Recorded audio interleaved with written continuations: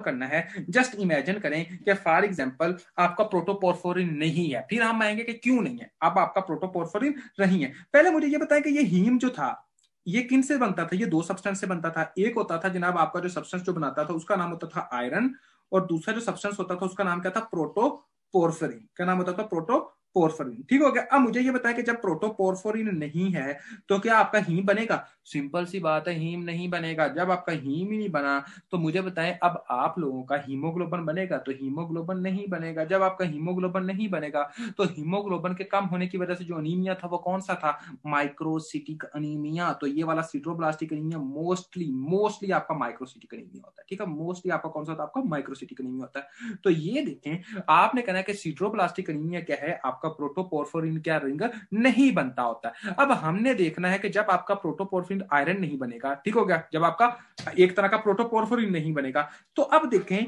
आपका आयरन का लेवल कम है या ज्यादा होगा? शाबाश बताइएगा जी, आपका आयरन का जो लेवल होगा वो ज्यादा होगा या कम होगा? थोड़ा सा सोच के बताएं जी। आयरन आयरन का लेवल है, वेरी गुड कशान, आपके आयरन का लेवल ज्यादा होगा। समझ आ रही है? आयरन का लेवल क्या होगा? आपका ज्यादा होगा। तो सिंपल सी बात है, जब आपका यही नहीं है जिसको हम कहते हैं प्रोटोपोर्फिरिन नहीं है तो आयरन बढ़ना शुरू हो जाएगा। तो जब आपका आयरन का लेवल बढ़ जाएगा, ठीक होगा, तो इसके नतीजे में जो आयरन होगा वो एक तरह का रिंग शेप बन जाएगा। क्या होता है? एक तरह की रिंग की शेप में आता होता है। और जब हम एक तरह का जब इसका स्ट्रक्चर देखते होते हैं ना सिड्रोब्लास्टिक अनीमिया में, ये आपका एक बहुत ही ज्यादा मेन इंपॉर्टेंट एमसीक्यूज आता है। तो वो कहते हैं कि आप लोगों ने देखना है कि आयरन लेडिन माइटोकॉन्ड्रिया होते हैं। आयरन लेडिन माइटोकॉन्ड्रिया, इसमें हम कहते हैं आयरन ज्यादा हो जाता है। आयरन ज्यादा हो जाता है तो इसकी वजह से हम कहते हैं iron laden mitochondria form a ring shape structure. क्या करता है? आपका रिंग की तरह का एक स्ट्रक्चर बनाता होता है, और इस वजह से हम इसको कहते हैं रिंग्ड सिड्रोब्लास्टिक अनीमिया। क्या कहते हैं? आपका रिंग्ड सिड्रोब्लास्टिक अनीमिया। और ये बहुत ही ज्यादा मेन इंपॉर्टेंट एमसीक्यूज आता है कि रिंग्ड जो होते हैं वो आपके, जो रिंग्ड होता है आपके आरबीसी के अराउंड, आपके साइटोप्लाज्म का जो रिंग बनता होता है, दोबारा रिपीट कर देता हूं, ओके। देखें, सिंपल सी बात है, क्या मैंने कहा कि फॉर एग्जांपल ये आपका क्या था? आयरन था। ये आपका क्या था? आयरन। आयरन बढ़ गया, और जैसे ही आयरन बढ़ता है तो आयरन जो होता है वो एक रिंग की शेप में आ जाता है। और जैसे ही आयरन की रिंग की शेप में आता है तो इसको कहते हैं आयरन रिंग्ड शेप स्ट्रक्चर। क्या कहते हैं हम? Iron ringed shape structure. For example जब हम माइक्रोस्कोप में देखते होते हैं ना ये स्ट्रक्चर, अगर ये आपका आरबीसी का स्ट्रक्चर है, ठीक हो गया, आपको पता है कि ये न्यूक्लियस हो गया और ये बाकी ये साइटोप्लाज्म है, ठीक होगा। तो इसमें अगर जब हम आयरन को देखेंगे ना, तो जो आयरन होगा ना वो एक रिंग की तरह का स्ट्रक्चर होगा, और वो जनाब साइटोप्लाज्म के अंदर होगा। आरबीसी का जो सेल्स के अंदर जो ना साइटोप्लाज्म उसकी तरफ एक रिंग की तरह का बना होगा, ठीक होगा। और ये रिंग शेप स्ट्रक्चर आता है कि साइटोप्लाज्म के अंदर ऑफ आरबीसी। ये किस में हम देखते हैं? तो आपने कहना है ये हम देखते होते हैं, एक सिड्रोब्लास्टिक एनीमिया होता है और एक थैलेसीमिया होता है, वो हम आगे डिस्कस करेंगे। लेकिन अभी आपको पता हो सिड्रोब्लास्टिक एनीमिया, ठीक है, कि सिड्रोब्लास्टिक एनीमिया में ये आप देखते हो। और ये आयरन रिंग क्यों बनता है? क्योंकि आयरन का लेवल जो होता है वो बढ़ जाता है। ठीक है, कोई ऐसा बच्चा जिसको समझ नहीं हो बंदा पूछ सकता है। शाबाश, ये पॉइंट की अगर समझ नहीं है तो बंदा पूछ सकता है। एनीवन, कोई ऐसा बच्चा जिसको समझ नहीं है वो बंदा पूछ सकता है, कोई मसला नहीं है।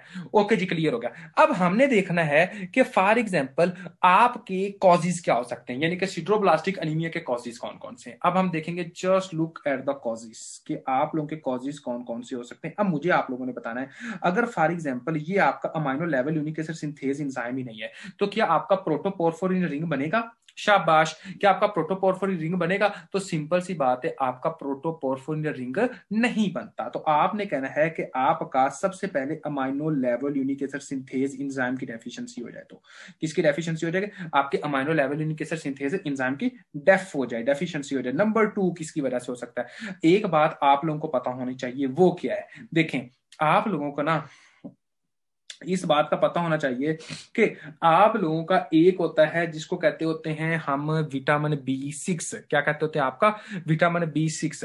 अगर फॉर एग्जांपल विटामिन B6 ही नहीं है तो क्या आपका अमाइनो लेवल यूनिक एसिड सही तरह काम कर सकेगा?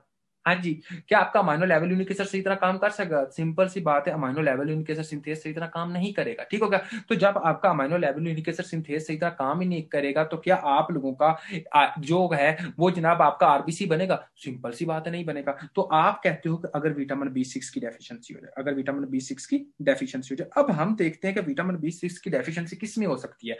तो देखें, आपकी जो विटामिन B6 की डेफिशिएंसी होती है वो मोस्टली होती है ट्यूबरक्लोसिस के पेशेंट। किन पेशेंट में होते हैं? आपके टीबी के पेशेंट में। ठीक होगा? जो आपके टीबी के पेशेंट होते हैं उनमें होती है। क्यों? क्योंकि आपके जो टीबी के पेशेंट होते हैं वो एक मेडिसिन लेते हैं, उस मेडिसिन का नाम होता है आइसोनायाजाइड। क्या नाम होता है उसका? आइसोनायाजाइड। और ये जो आइसोनायाजाइड होती है ये जनाब आपके विटामिन B6 को एक तरह का एक्टिव नहीं होने देती, ये इनहिबिट करती होती है। ठीक है? तो जब आपका आइसोनायाजाइड लेंगे तो आपका विटामिन B6 नहीं बनेगा। जब आपका विटामिन B6 नहीं होगा तो आप लोगों का amino level unique acid synthase enzyme active नहीं होगा। जब आपका amino level unique acid synthase enzyme active नहीं होगा तो आपका आगे वाला रिएक्शन चलेगा नहीं और प्रोटोपोर्फिरिन रिंग बनेगा नहीं। ठीक होगा? इसके बाद हम आगे आते हैं कि आगे क्या चीजें होती हैं। देखें, आपकी एक चीज होती है जिसको हम कहते होते हैं जनाब आपका लेड पॉइजनिंग जो होती है वो भी इफेक्ट करती है, लेकिन लेड पॉइजनिंग हम डिटेल में देखेंगे कि जनाब आप लोगों का एक तरह का लेड पॉइजनिंग का कितना ज्यादा मेन इंपॉर्टेंट रोल है। ठीक है? लेकिन मैं अभी एक तरह सिर्फ और सिर्फ इस रिएक्शंस के अंदर लेड की पॉइजनिंग का बताऊंगा कि लेड पॉइजनिंग किस किस चीज को इनहिबिट कर सकती है, यानी कि तीसरी कौन सी चीज होती है जो कि कॉज बन सकती होती है। तो आपने कहना लेड पॉइजनिंग। क्या होगा आपका? Lead poisoning. तो ये लेड पॉइजनिंग काम क्या करती है बेचारी? ठीक है? तो देखें, जो आपकी लेड पॉइजनिंग होती है वो जनाब आप लोगों के दो जो एंजाइम होते हैं ना उसको इनहिबिट करती है। कौन से एंजाइम?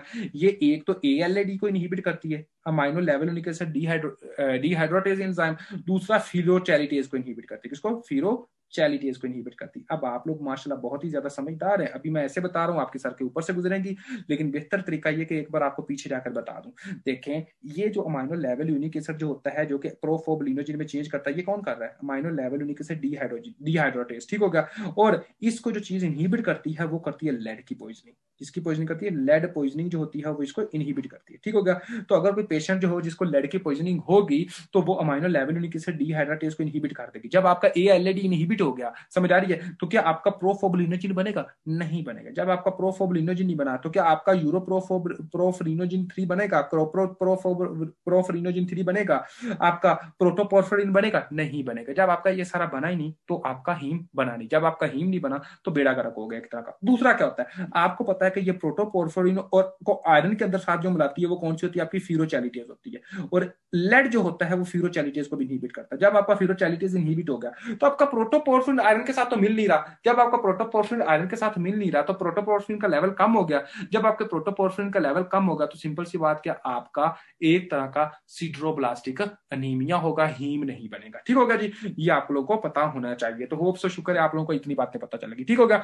अब हम देखते हैं कि और किसके अंदर ये हो सकता है। अल्कोहलिक पेशेंट के अंदर, जो बंदे अल्कोहल पीते हो, दो तरह की लगे हुए अपनी जुनून में है, ऐसे वो लोग जो कहते हैं मुझे आप मस्त माहौल में रहने दे, वो लगे होते हैं अपना। ठीक हो गया? तो आपने कहना है कि ये चीजें। अब हम देखते हैं कि फॉर एग्जाम्पल के लेबोरेटरी फाइंडिंग्स क्या होंगी। ऐसे पेशेंट्स जो होंगे उनकी लेबोरेटरी फाइंडिंग्स क्या होंगी, हम क्या देखेंगे उनके पेशेंट्स के अंदर। ठीक होगा? तो अब हम देखेंगे लैब फाइंडिंग्स क्या होगी आप लोगों की। Lab findings. तो लैब फाइंडिंग्स के अंदर जो चीजें आप लोग देखते हो वो आप देख लें जनाब। पहले नंबर पर मुझे आप लोगों ने एक बात बतानी है, शाबाश। ये जो डिजीज है ये सिड्रोब्लास्टिक अनीमिया है। ठीक हो गया? इसमें जो आयरन जो होगी, आयरन वो ब्लड के अंदर बड़ी होगी या कम होगी इस डिजीज के अंदर? शाबाश, थोड़ा सा सोच के बताइएगा जी। जो आयरन होगी वो ब्लड के अंदर बड़ी होगी या कम होगी? शाबाश बताइएगा जी, थोड़ा सा सोच के। ठीक है?